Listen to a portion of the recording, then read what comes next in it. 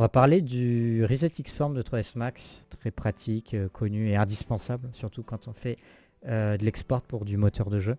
Admettons que j'ai une box comme ceci, si jamais je veux le scaler et que je vais dans ces paramètres de scale en appuyant sur clic droit ici, donc si vous pouvez aller sur clic droit sur ces Move, Rotate et Scale, vous avez les paramètres qui s'ouvrent, chose que j'utilise tout le temps. Et là on peut voir par exemple qu'en Z je l'ai scalé à 221%, 221,5%. Donc quand je vais l'exporter dans Unreal, dans Unity ou dans votre moteur maison, il peut se passer des erreurs et ça c'est d'autant plus problématique si vous faites du rig et de l'animation. Sur quelque chose d'animé c'est encore pire, mais même sur des objets statiques c'est toujours mieux de reset Xformer. Alors soit vous avez le modifier Xform ici, donc si je collapse, hop, vous voyez que ça n'a pas changé, donc moi je l'aime vraiment pas ce modifier là. Sinon vous avez le reset Xform ici dans la petite Utilities panel, vous appuyez sur Reset Xform, Reset Selected, le Reset Xform va vraiment venir s'appliquer ici, vous pouvez faire un Collapse All, là vous pouvez voir que le scale s'est re-appliqué et on a tout en 100, donc c'est parfait, ça si je l'exporte, il ne va pas avoir de problème. Et bien dans Blender, il y a la même logique, mais en gros on peut faire un Reset Xform sur le Move, le Scale ou le Rotate. Par exemple, si je prends un cube pareil, que je le scale en Z, comme ceci, donc soit vous pouvez aller dans Transform et vous pouvez voir comme dans 3ds Max mais tout d'afficher en 1, donc ça c'est plutôt pratique que j'ai scale de 4 fois en Z, donc d'ailleurs vous pouvez le modifier ici, hein, vous pouvez faire -4 ça, ou 4, hein, ça revient au même, c'est d'ailleurs mieux de scaler en positif, ou vous pouvez aller ici dans Object, ça revient au même, vous allez avoir le même. Moi j'utilise celui-là, il est plus pratique, comme ça je peux avoir à la fois ce panneau là et mes modifiers ou mes data, peu importe, donc je vous conseille d'utiliser celui-là pour le coup. Je vais le rotate en X et je vais le bouger en Y. Comme ça, là je suis en local, je vais le remettre en global, GY, et voilà. Donc là, il a bougé en Y, il a rotate en X et je l'ai scalé en Z. Là où 3ds Max, le Reset Xform va tout me remettre à 0 ou à 1, peu importe, ou à 100 en fonction de vos unit scale. Là, je peux aller dans Objet, Apply, et Apply c'est le Reset Xform de Blender, donc c'est soit un Apply de Location, de Rotation, de Scale ou de All Transform. Sinon vous pouvez faire CTRL A, donc c'est son raccourci, et vous pouvez choisir ce que vous voulez Apply. Donc par exemple si j'apply la Location, vous voyez c'est sa location de base. Le seul souci de ça c'est que en gros le Apply Location c'est finalement ça va être changer son point de pivot, le mettre en 0,0 et entre guillemets Reset Xform l'objet. Donc si vous voulez faire un Apply Location, soyez au courant que le point de pivot va se remettre en 0,0 dans la scène. Chose que vous voulez peut-être pas.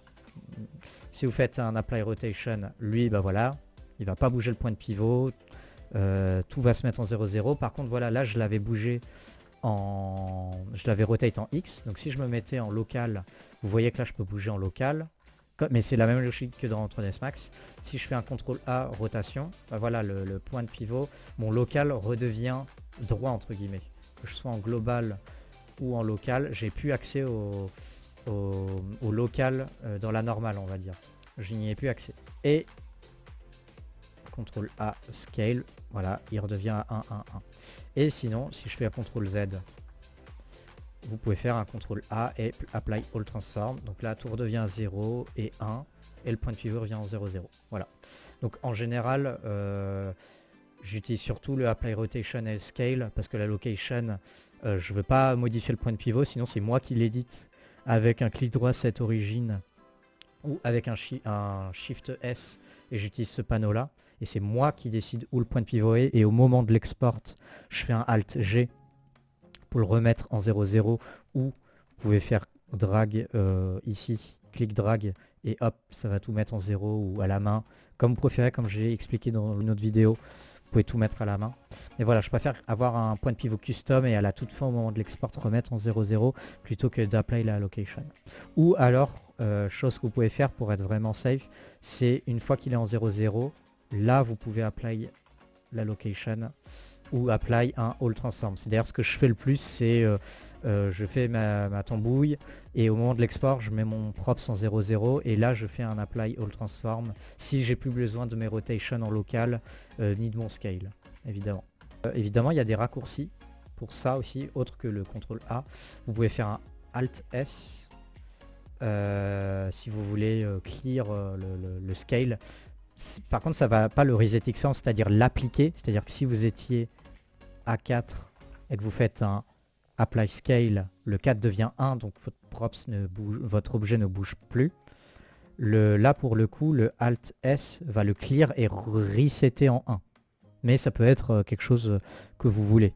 Et en fait Alt c'est pareil pour les deux autres, ça peut être si vous l'avez rotate avec R, vous pouvez faire un Alt R, ça va clear la rotation. Et avec G, si vous l'avez bougé, vous pouvez faire Alt G pour mettre en 0,0. Si j'ai scalé un objet,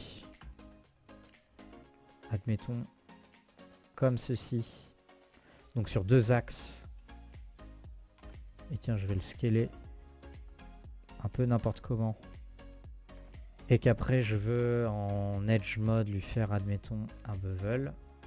Vous pouvez voir que le chanfrein ou le bevel du coup est vraiment bizarre, il se comporte de manière bizarre, il n'est pas du tout uniforme et s'applique vraiment très mal à mon mesh.